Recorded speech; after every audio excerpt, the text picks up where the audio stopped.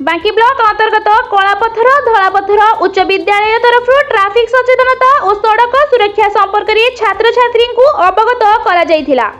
कार्यक्रम में प्रधान शिक्षयित्री गीतांजलि राणा सभापतित्व करथिले।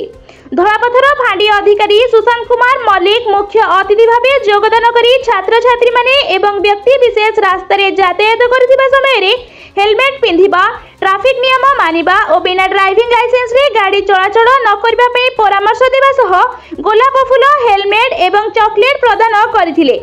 कार्यक्रम में अतिथि भावे कलापथर मेडिकल रो कम्युनिटी हेल्थ ऑफिसर अरुणा पंडा एवं एनएम कुंजलता महापात्र, शिक्षाविद धर्मधर झुजार सिंह, बसंत कुमार मल्लिक प्रमुख योगदान करथिले।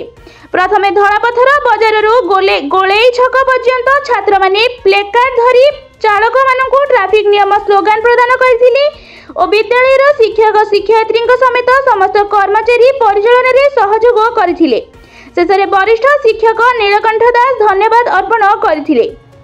बांकीरू मानस रंजन साहू को रिपोर्ट संघर्ष टीवी।